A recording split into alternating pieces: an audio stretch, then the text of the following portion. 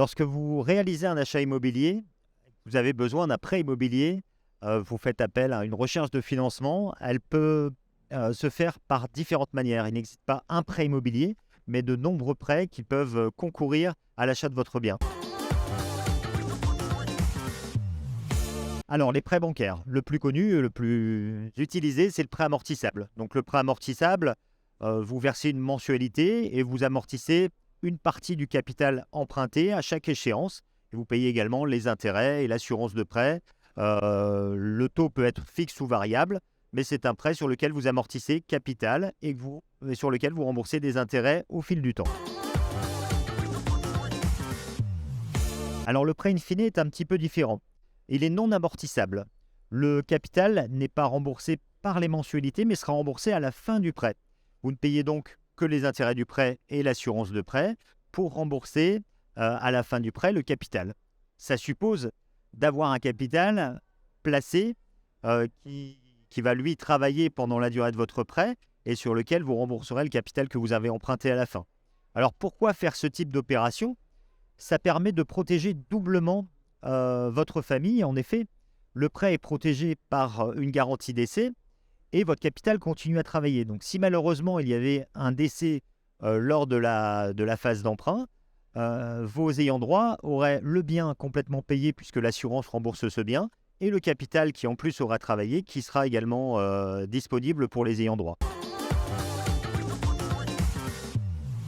Alors, le prêt relais est non amortissable. Le prêt relais, il est souvent décrié parce que il y a eu par le passé des prêts relais qui avaient peut-être été mal montés, mais c'est quand même une très belle opportunité qui vous permet d'acheter lorsque vous faites une seconde acquisition, alors même que vous n'avez pas encore revendu la première maison dans laquelle vous résidez. Alors ça permet d'ouvrir des perspectives lorsque on a besoin du fruit de la vente pour pouvoir acheter le second bien. Ça évite aussi de faire un double déménagement.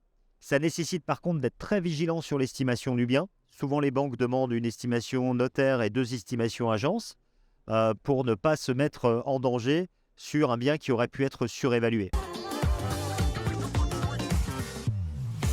L'aide à l'accession, vous avez plusieurs dispositifs qui existent. Dans certaines régions, ça peut être pour des jeunes primo-accédants où on a des dispositifs spécifiques. Il y a certaines banques aussi qui ont des prêts bonifiés par rapport à tel type de clientèle ou sur telle période.